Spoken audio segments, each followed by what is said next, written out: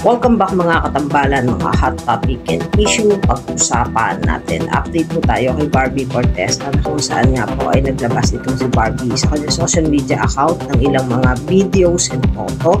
At ito po nga po ay ang kaganapan sa nalalapit ng pagpapalabas ng Beauty Empire sa BU at sa GMA Prime. At nakalagay nga po doon, watch it first on BU Philippines. At isa nga po sa post ni Barbie ay ang The Battle of Encantadia start tonight.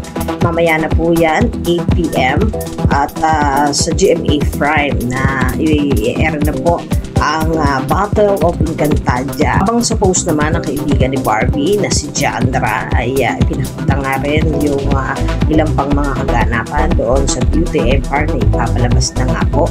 At ang picture nitong si Barbie Cortez, sana talaga namang napakaganda, napakasimple at mukhang lalutang ang kagandahan nito sa suot nitong green.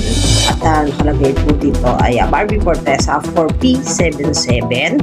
Ayan, na ipapalabas na nga rin po ang pelikula nitong si Barbie na P77. At makikita nga dito yung picture nitong si Barbie na talaga namang napakaganda dun sa mga bawat post niya. At ito nga po ay si GMA Pictures and Warner Brother PH. Makikita yung mga ilang photos itong si Barbie Corteza. At talaga namang napaka-busy ngayon ni Barbie dahil nga sa sunod-sunod na photoshoot, endorsement para naman sa pelikula niyang P77 at sa nalalapit nga na pagpapalabas ng Beauty Empire. Yan po yung mga update natin ngayon kay Barbie. Kayo mga katambalan, ano ang masasabi nyo? Mag-comment lang sa comment section at pag-usapan natin.